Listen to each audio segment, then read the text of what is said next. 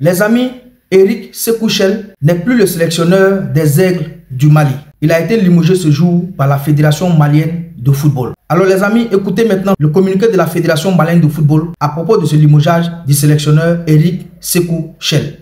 Le comité exécutif de la Fédération malienne de football, réuni en section extraordinaire ce jour, a décidé à l'unanimité, avec l'accord de l'autorité de tutelle, de mettre fin à la collaboration entre l'entraîneur de l'équipe nationale senior, M. Eric Sékou Chel, et la FEMAFOOT. Le comité exécutif remercie l'intéressé pour les efforts consentis à la tête des Aigles. De plus, la FEMAFOOT adresse ses remerciements aux plus hautes autorités, notamment le département en charge des sports, pour leur accompagnement constant en faveur des équipes nationales. Fait à Bamako, ce jour 13 juin 2024, le premier vice-président Moussa Sylvain Diakité. Après ce communiqué dans lequel elle vient de limoger son sélectionneur, la Fédération malienne de football a produit encore un deuxième communiqué pour s'adresser à certains joueurs maliens qui font des posts ou bien des publications sur leur page Facebook pour s'adresser à la Fédération malienne de football.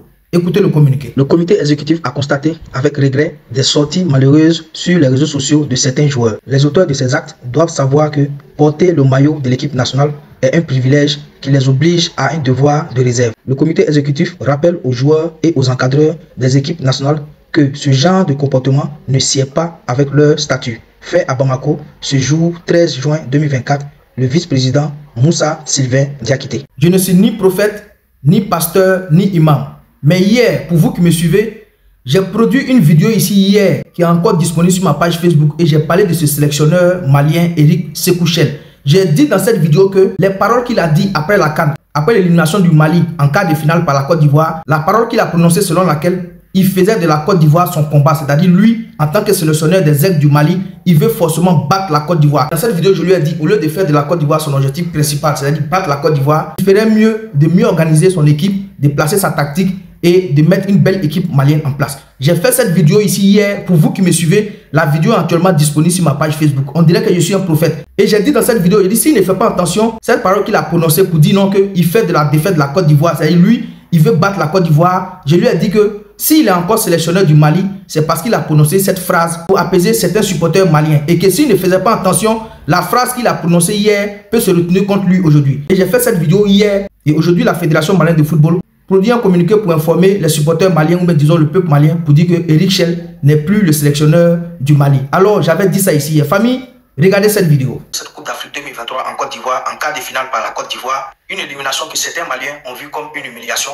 Si le sélectionneur malien n'avait pas prononcé ces genres de phrases, je pense qu'on l'aurait même chassé. S'il n'avait pas dit qu'il faisait de la Côte d'Ivoire son combat, c'est-à-dire il dit que lui fait de la Côte d'Ivoire, lui, en tant que sélectionneur du Mali, il doit forcément battre la Côte d'Ivoire. Je pense que s'il n'avait pas prononcé ces phrases-là, peut-être qu'on l'aurait déjà chassé même à la tête de cette sélection. Selon moi, ce sont ces mots-là, ces déclarations qui l'ont maintenu à la tête de cette sélection en disant que il fait de la Côte d'Ivoire son combat. C'est-à-dire lui veut gagner la Côte d'Ivoire. Je pense que ce sont ces gens de phrases-là même qui l'ont maintenu jusqu'à présent. Et aujourd'hui, on voit que quelques mois plus tard, certains supporters maliens sont en train de décrier sa tactique. Et on a vu ici lors du match Mali-Ghana, en conférence de presse, un journaliste malien lui a demandé ouvertement, en pleine conférence de presse, de démissionner. Ça veut dire qu'aujourd'hui, les phrases qu'il a prononcées hier pour vouloir plaire à certains supporters maliens, ces mêmes phrases-là sont en train de retourner contre lui. En tout cas, du courage aux sélectionneurs maliens, mais faire de la Côte d'Ivoire ton combat, je pense que tu dois abandonner ça. Ce que moi je peux dire aux sélectionneurs maliens, vaut mieux construire ton équipe, placer ta tactique, travailler au fur et à mesure, construire une belle équipe malienne, mais venir déclarer qu'on va faire de la Côte d'Ivoire ton combat, je pense que si tu veux continuer sur cette lancée, tu ne vas pas durer à la tête de cette sélection malienne. Alors je pense que le match Mali-Ghana, que le Mali a malheureusement perdu, et le match nul Madagascar-Mali ont eu raison du sélectionneur Eric Sékou Chel. En tout cas, il y a encore au sélectionneur malien. Je pense qu'il peut se trouver encore une autre équipe nationale pour atteindre son objectif, celui de battre la Côte d'Ivoire.